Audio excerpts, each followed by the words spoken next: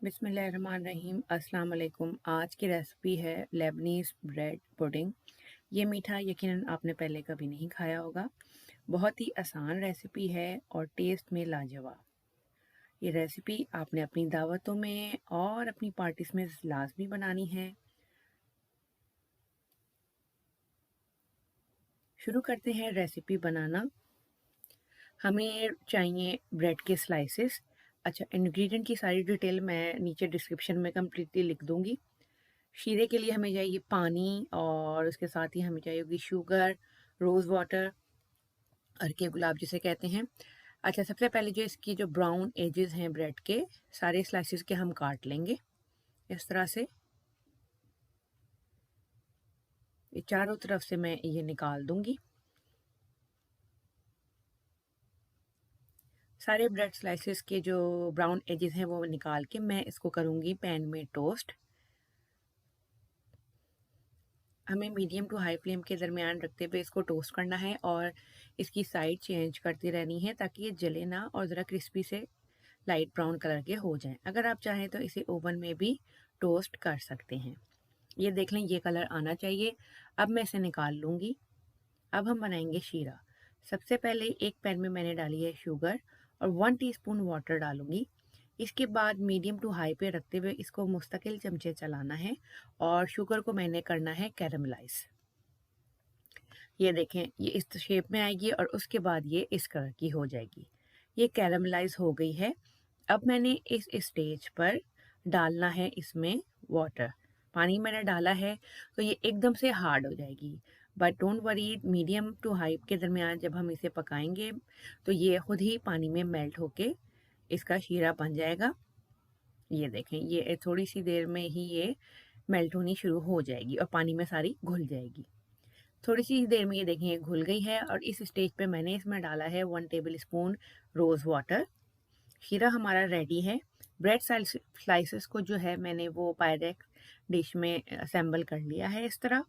और अब इसके ऊपर मैं जो है वो डालूंगी गरम गरम शीरा और इसको हम छोड़ देंगे और उतनी देर में इसका जो पुडिंग है वो रेडी करेंगे, कस्टर्ड इसका। इसको आप इस तरह छोड़ दें। आप चाहें तो सिंगल लेयर भी दे सकते हैं, मैंने डबल दी हैं। और अब हम इसको छोड़ देते हैं। अब हम रेडी करेंगे इसका शीरा, जो सॉरी कस्टर्ड। इसके लिए मैंने ली है क्रीम, हैवी क्रीम और दूध का मिक्सचर लिया है। 2 कप हैवी क्रीम है, हाफ कप जो है वो मिल्क है। इसमें मैंने डालनी है शुगर। शुगर डाल के इसको मैंने अच्छी तरह जो है वो गर्म करना है। इसमें थोड़ा सा वनीला एक्सट्रैक्ट। अब मैं इसे पकने दूंगी। जितनी देर में दूध और क्रीम बॉईल हो रही है, इतनी देर में मैंने थोड़े से दूध में जो है वो कॉर्न स्टार्च डाल के उसको अच्छी तरह हल कर लेना है, ताकि जब हमारा जो दूध वाला मिक्सचर है, क्रीम और दूध वाला, वो अच्छी तरह गर्म हो जाए, हम उसमें डाल के कस्टर्ड तैयार कर लें। ये देखिए अच्छी तरह गर्म होने लगा है, इसमें बबल्स बनने लगे हैं।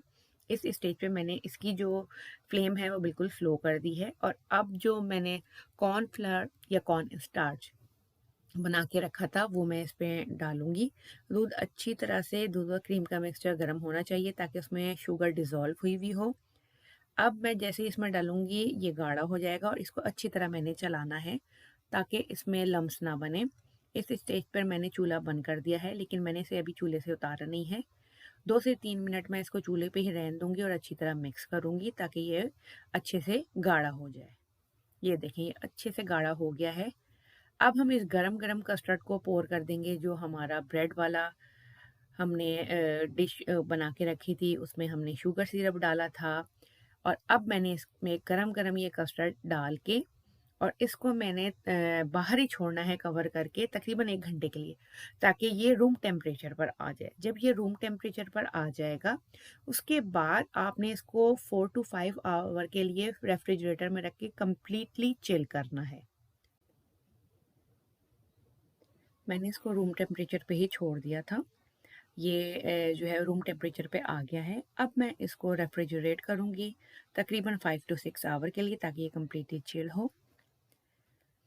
ये देखिए बिल्कुल ठंडा हो गया है। ब्रेड ने सारा जो है वो कस्टर्ड जितना भी सोक करना था कर लिया है और ये सेटल हो गया है। अब मैं इसको गार्निश करूँगी पिस्ते से और कैरेमल क्रंच। कैरेमल क्रंच जो है वो मैं पहले भी बना चुकी हूँ, उस रेसिपी का लिंक मैं नीचे दे दूँगी। आप इसको इस तरह से गार्निश करें, बनाना बहुत आसान है। ये हमारा रेडी है। अब मैं इसको सर्व करके दिखाती हूँ। ये देखें बहुत ही सॉफ्ट और बहुत ही यूनिक इसका टेस्ट है। कैरेमल क्रंच और ब्रेड जब आपके मुँह में आएगी आपको बहुत ही ठंडा-ठंडा मज़ेदार लगेगा।